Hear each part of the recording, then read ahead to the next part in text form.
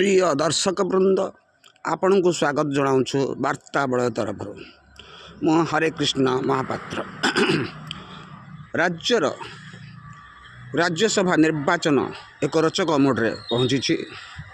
निर्वाचन घोषणा पर जो परिस्थिति ओडिशा रे देखा देइथिला, ओडिशार किछि आशायी प्रार्थी एवं राज्य बाहरु मध्य किछि दलर प्रार्थी को आनी ओडिशारु निर्वाचित कराइबार गुंजरण सारा ओडिशा रे सृष्टि होइथिला। किंतु जेपरि भावे निर्वाचन प्रक्रिया एवं निर्वाचन पाखे पाखे आसुछि से भली भावरे परिस्थितिर दृश्यपट मध्य परिवर्तन हो चलीछि एवं विशेष भावे निर्वाचन घोषणा पर राउरकेलारू जना पड़ा जे दिलीप राय राज्यसभा को निर्वाचित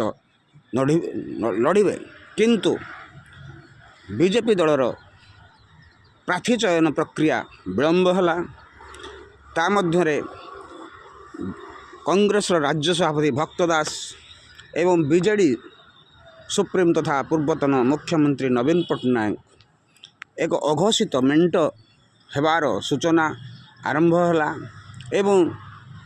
बीजेडी तार प्रार्थी नाम को घोषणा कला एवं दत्ता बाबू को डॉक्टर दत्ता को से एक कॉमन प्रार्थी भावे घोषणा कले। किंतु से जो कॉमन कैंडिडेट कथा कहते नवीन बाबू ताहा बीजेडी और कांग्रेस कॉमन कैंडिडेट ना तीन दलर बा चारि दलर समस्त दल को मिसाई कॉमन कैंडिडेट, ए कथा एक बहु रहस्य को छुपाई रखी। तापर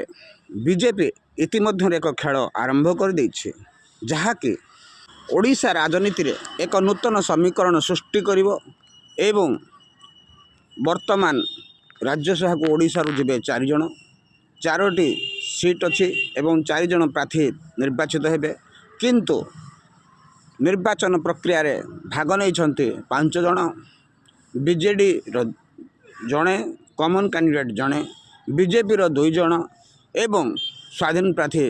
दिलीप राय। किंतु ओडिशा राजनीति रे दिलीप रायंकर बहु अभिज्ञता थिबारु तांकर निर्वाचन अभिज्ञता एवं विशेष भावे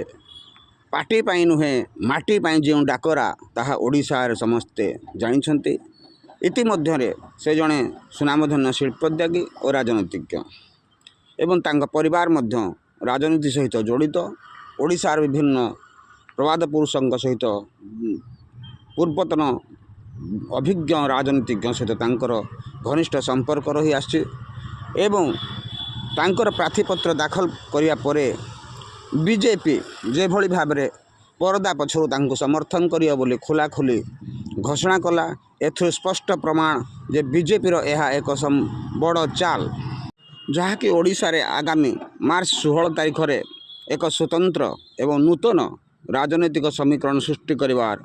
आशंका करा जाउछि एवं इतिमध्य घोड़ा बेपार को प्रहसन मिली एवं दिलीप राय जितिबा सुनिश्चित हेबे बोली प्रचार करा जाउछि, जहाँ फल कि आगामी एही राज्यसभा निर्वाचन रे किछि दलीय प्रार्थी पराजय वरण करिवे एवं अन्य प्रार्थी माने विजय लाभ करिवार प्राक सूचना मिल सारी।